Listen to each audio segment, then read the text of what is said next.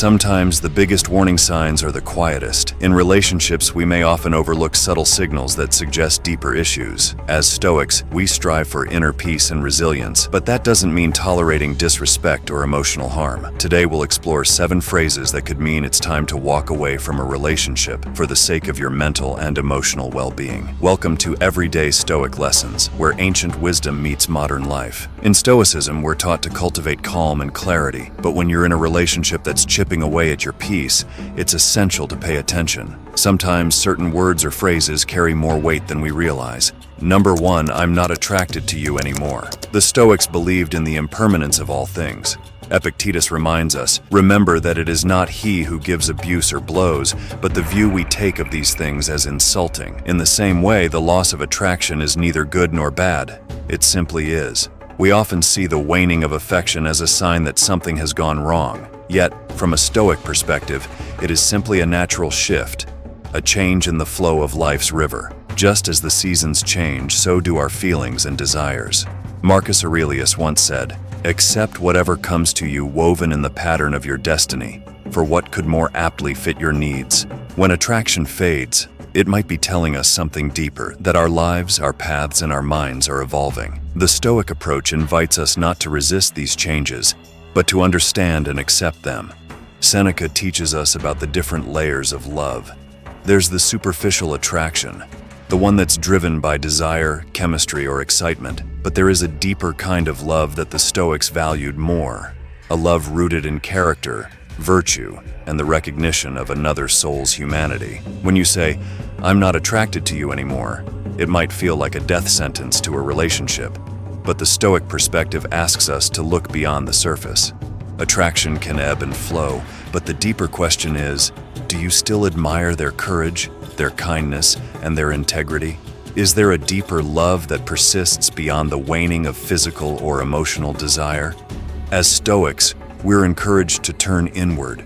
When the feeling of attraction fades, instead of blaming external circumstances or the other person, the Stoics suggest we look within and ask, why do I feel this way? Often when we say, "I'm not attracted to you anymore," it's not the other person who has fundamentally changed, but our expectations, our ideals, our values. The Stoics would tell us that our emotions and reactions are products of our judgments. Epictetus reminds us, men are disturbed not by things but by the view which they take of them. So, is it the person who is no longer attractive, or is it our desires and projections that have shifted? This reflection allows us to own our feelings without casting blame or falling into regret. It empowers us to accept responsibility for our internal state. Stoicism teaches us that attachment is often the root of suffering.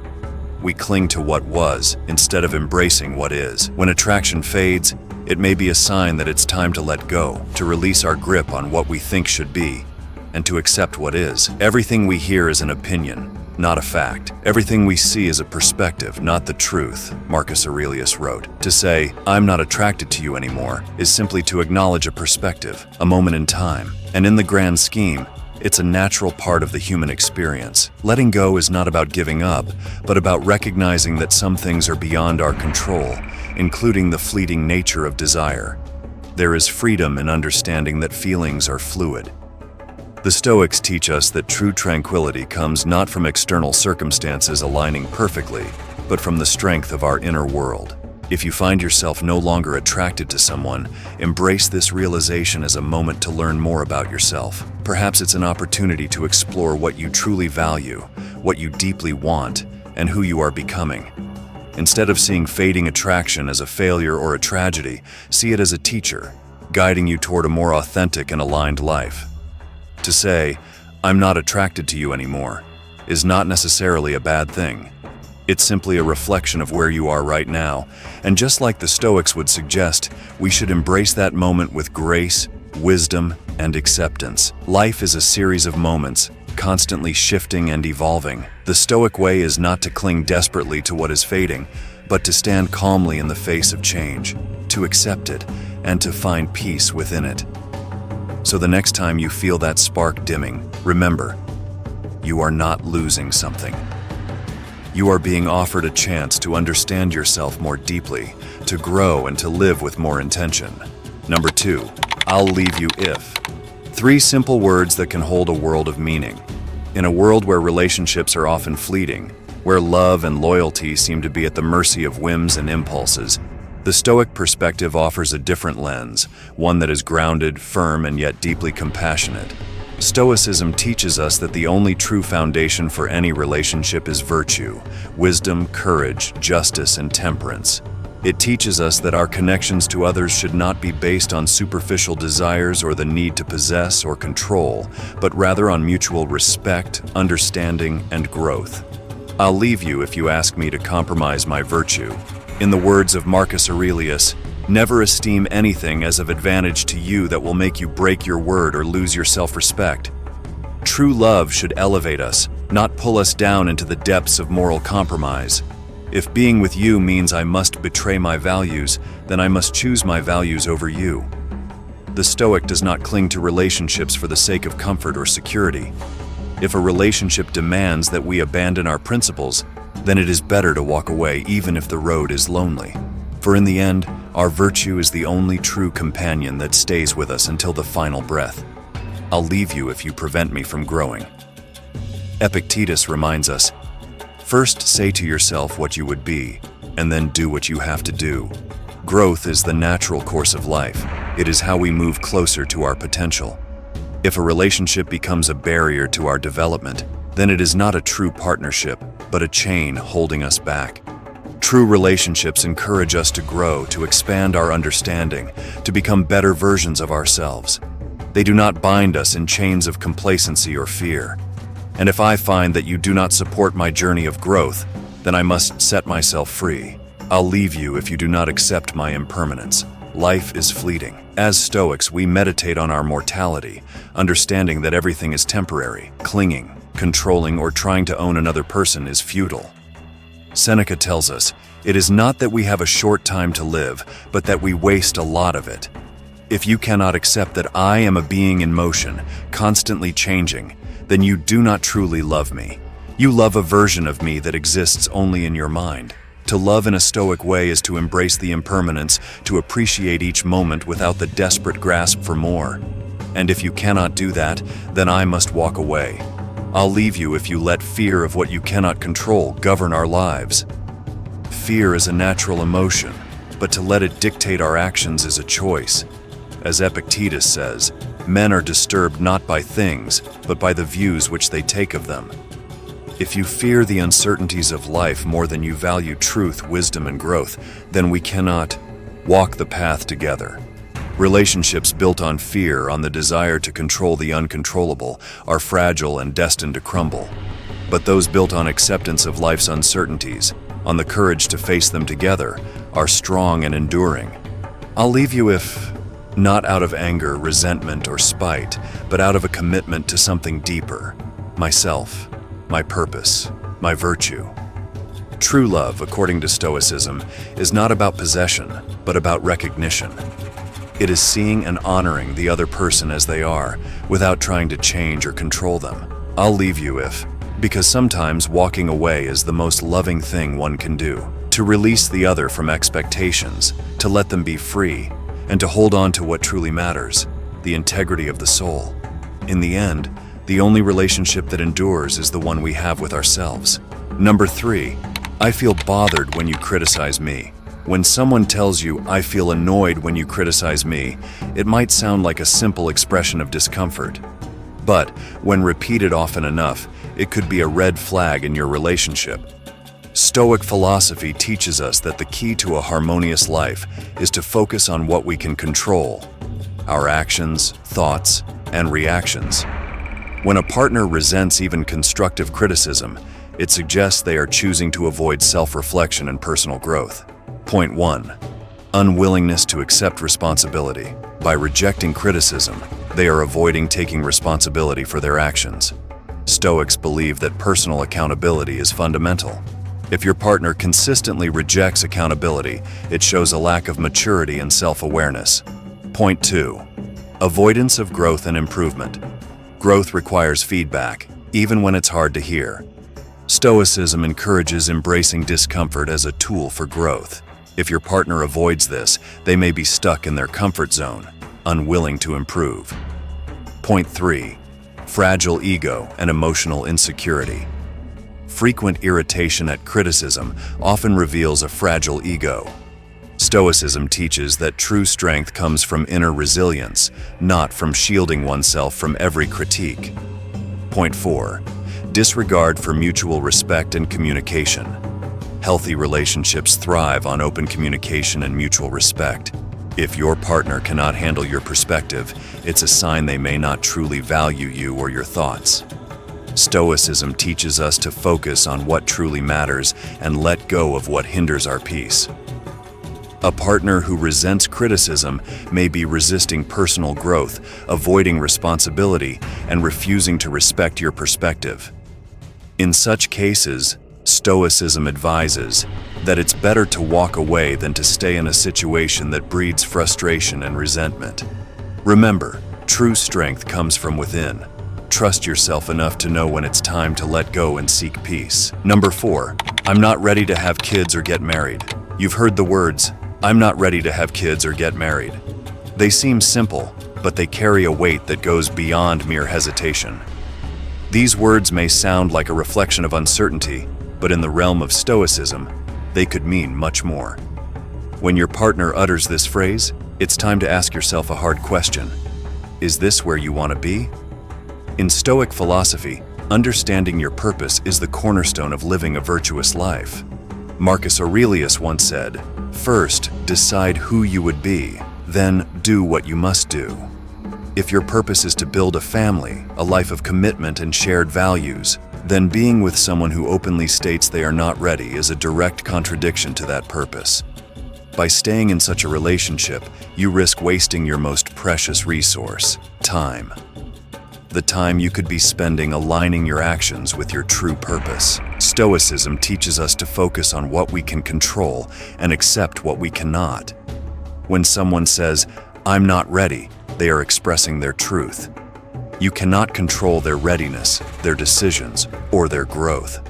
Epictetus reminds us, "Make the best use of what is in your power and take the rest as it happens." Waiting for someone to change is like waiting for the seasons to shift according to your wishes. It's a path paved with frustration and disillusionment. It takes courage to leave when you hear those words, to walk away from the comfort of familiarity. But courage is a core Stoic virtue.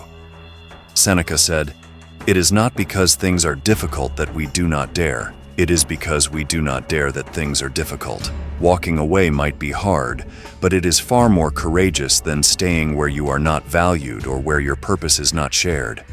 Embrace the discomfort. Let the fear of the unknown be the wind in your sails, not the anchor that holds you back. Amor fati, the love of fate. Stoics teach us to not only accept what happens, but to love it. If someone is not ready for the journey you wish to take, see it as fate guiding you towards a path more aligned with your true self. This isn't rejection, it's redirection. Every end is a new beginning. Every closed door opens to a new opportunity. Let go of what you cannot control. Release the desire to change someone's mind or heart. As Marcus Aurelius wrote, "You have power over your mind, not outside events." Realize this, and you will find strength. Your strength lies in moving forward, not in waiting for what may never come. When you hear, "I'm not ready to have kids or get married," hear the truth behind the words. Understand that this moment is a choice, a decision point. Choose your purpose, choose your peace, choose to leave and make space for someone ready to walk beside you in life's journey. Number 5, I'm not ready to have kids or get married. Have you ever been in a relationship where your partner utters the words, "I can't change," or "I won't change"? Words that, at first, might sound like honest confessions, but in reality, they are red flags waving in the wind. Today, let's explore what Stoicism, the ancient philosophy of inner strength and resilience, teaches us about these statements, and why you should think twice before staying with someone who says them. When someone says, "I can't change," they're not talking about an immutable aspect of their being, like their height or their past. They are often referring to their attitudes, behaviors, or choices. When they say, "I won't change," they are admitting to a refusal to grow or evolve. Stoicism tells us that the only thing we truly control in this life is ourselves, our thoughts, our actions, our responses. So, when a partner claims they can't or won't change, they are effectively denying the fundamental principle of human agency and personal responsibility. These words are a declaration, not of incapacity, but of unwillingness. An unwillingness to improve, to compromise, or to adapt. And for you, it is a warning. Marcus Aurelius once wrote, "You have power over your mind, not outside events. Realize this, and you will find strength." Epictetus reminded us, "It's not what happens to you, but how you react to it that matters." In Stoicism, change is not only inevitable, but necessary. The Stoic sees life as a river, always flowing, always shifting. Resistance to change is a refusal to engage with the reality of life itself. It's clinging to a rock in the middle of the current, refusing to let go, refusing to flow with the river. So when your partner says, "I can't change" or "I won't change," they are choosing stagnation. They are choosing to be a rock, stuck and unmoving, while you are meant to flow, to grow, to evolve.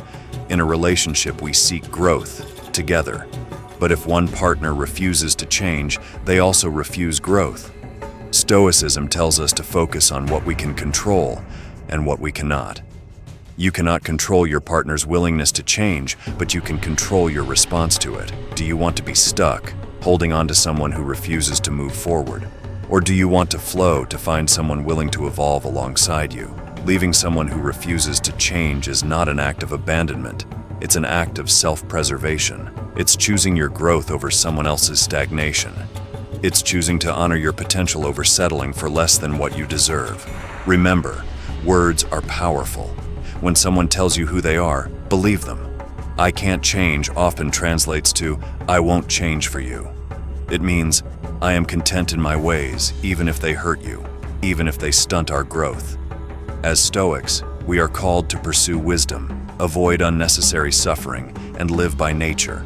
Our nature, which is to grow, learn, and become the best versions of ourselves. If a partner's words show a lack of willingness to change, take it as a cue to reflect deeply. Ask yourself if this is the kind of relationship that aligns with your values, your growth, and your peace. The Stoics remind us that courage is not just about facing external battles, but the inner ones as well. The courage to leave a partner who won't change is not a sign of weakness. It is a testament to your strength. It is choosing to honor your journey, your growth, and your potential. Remember the words of Seneca, "As long as you live, keep learning how to live." Sometimes, learning how to live means learning how to let go. So if your partner says, "I can't change" or "I won't change," know that you have a choice to stay, or a choice to leave. Choose the path that aligns with your growth, your peace, and your values.